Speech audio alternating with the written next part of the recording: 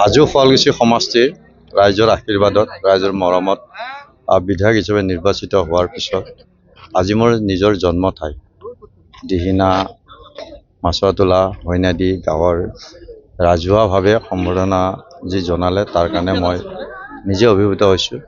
জন্ম ঠাই আটাইতকৈ আপোন ঠাই, ইয়াতে ডাঙৰ হৈছোঁ, ইয়াতে সৰু অৱস্থাৰ পৰা মই শিকিছোঁ আৰু সামাজিক যিখিনি শিকিছোঁ মই এই গাঁৱৰ পৰা শিকিছোঁ। এই ৰাইজৰ মৰম আশীৰ্বাদ মোৰ কাৰণে ডাঙৰ এটা শক্তি। মই য'তে নাথাকোঁ মই এই গাঁৱৰে পৰাই মই শক্তি পাওঁ, আশীৰ্বাদ পাওঁ। আজি ভোমাৰবৰী গাঁৱো মোক সম্বৰ্ধনা জনালে। ভোমাৰবৰী মোৰ হাজো শুৱালকুছি সমষ্টিৰে অন্তৰ্ভুক্ত। যথেষ্ট সকলোৱে আনন্দিত হৈছে। মই বিধায়ক হোৱাটো সকলোৰে এটা মনৰ আশা আছিল। ভগৱানৰ আশীৰ্বাদত সেই সকলোৰে আশা পূৰণ হৈছে। মই দিহিঙা হৈনাদি মাছুৱাটোলাৰ লগতে ভোমাৰবৰী ৰাইজক মোৰ ফালৰ পৰা আন্তৰিক সেৱা জনাইছোঁ আৰু ভৱিষ্যত দিনত এই অঞ্চলৰ উন্নয়নৰ কাৰণে মই সকলো ধৰণৰ প্ৰচেষ্টা ল'ম। কাৰণ নিজৰ ঠাইখন এই ঠাইৰ পৰাই মই সদৌ অসম ছাত্ৰ সন্থাৰ সদস্য হিচাপে মই কাম কৰিছিলোঁ। ইয়াৰ ৰাস্তা ঘাট উন্নয়ন নাছিল, তেতিয়া যথেষ্ট বেয়া অৱস্থাত আছিলে। সেই সময়তে মই এই ৰাস্তা ঘাটৰ কাৰণেই মই ছাত্ৰ সন্থাৰ মজিয়াত আহিছিলোঁ আৰু তেতিয়া যেতিয়া ৰাস্তাৰে গাড়ী চলিব পৰা নাছিল, তেতিয়া ছাত্ৰ সন্থাৰ জৰিয়তে মই শ্ৰমদান কৰি গাঁত মাৰি মই দিহিঙালৈ গাড়ী অনাৰ চেষ্টা কৰিছিলোঁ। আজি দিহিঙা অঞ্চলৰ ৰাস্তা ঘাট যথেষ্ট উন্নয়ন হৈছে।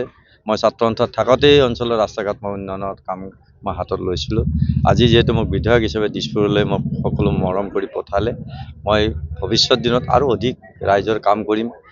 দুখীয়া জনসাধাৰণ, আমাৰ এইবিলাক অঞ্চল অতি দুখীয়া পঞ্চ জাতিৰ গাঁও। এই গাঁৱৰ মানুহৰ দুখীয়া মানুহৰ দুখ মই বুজি পাইছোঁ, দেখিছোঁ, নিজেও ভুক্তভোগী আছোঁ।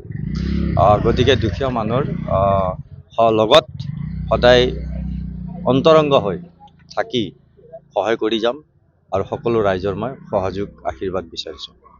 21 তাৰিখে সংবিধান সভাত আপুনি বিধায়ক হিচাপে শপত গ্ৰহণ কৰিব আনুষ্ঠানিকভাৱে। ইয়াৰ পৰৱৰ্তী সময়ত অসম বিধানসভাত আপোনাৰ হাজো শুৱালকুছি সমষ্টিত কি বিষয় উত্থাপন? অহা 21, 22, 23 তাৰিখে অসম বিধানসভাৰ অধিৱেশন আৰম্ভ হ'ব। তাত বিধায়ক হিচাপে শপত গ্ৰহণ কৰিব পৰাটো মোৰ কাৰণে অতি সৌভাগ্যৰ কথা, অতি আনন্দৰ কথা। সেইকাৰণে মই পোনতে মাননীয় মুখ্যমন্ত্ৰীকে মই ধন্যবাদ জ্ঞাপন কৰিছোঁ। কাৰণ মই ৰাজনীতি পথাৰত মোক লৈ যোৱা মানুহজনে হৈছে মাননীয় মুখ্যমন্ত্ৰী ডক্টৰ হিমন্ত বিশ্ব শৰ্মাদেৱ।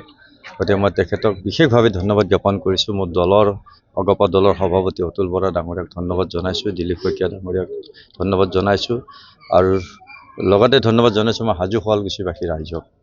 কাৰণ মই হাজো শুৱালকুছিবাসী ৰাইজে মোক ভোট প্ৰদান কৰি আজি বিধানসভালৈ প্ৰেৰণ কৰিছে। গতিকে ভৱিষ্যত দিনত হাজো শুৱালকুছি সমষ্টিৰ প্ৰতিটো কামে যাতে ৰাইজৰ লগত থাকি সমাধান কৰিব পাৰোঁ আৰু লগতে মাননীয় মুখ্যমন্ত্ৰী মহোদয় হাজো শুৱালকুছি সমষ্টিৰ বিধায়ক, আজি মুখ্যমন্ত্ৰী।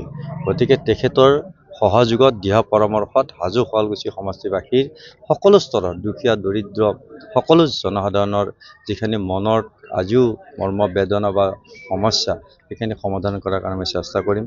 এতিয়া হাজো শুৱালকুছি হাজো আমিনগাঁও হাজো বৰপেটা ৰোড যথেষ্ট জৰাজীৰ্ণ।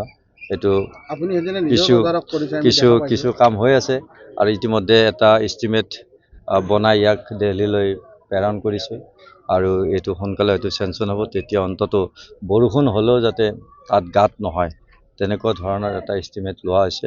আৰু এই ৰাস্তাটো ইতিমধ্যে নেশ্যনেল ষ্টেট হাইৱেৰ অধীনত এই ৰাস্তাটো ডাবল লেন ৰাস্তা হ'ব।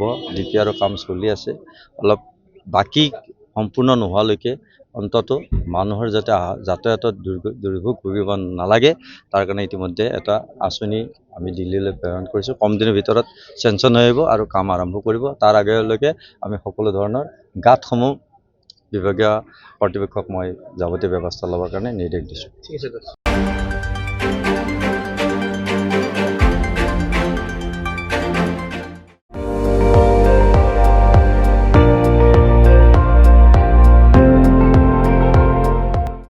আপুনি চাই আছে ND24, সৰ্বশ্ৰেষ্ঠ নহয় সৰ্বোত্তমৰ দৌৰ।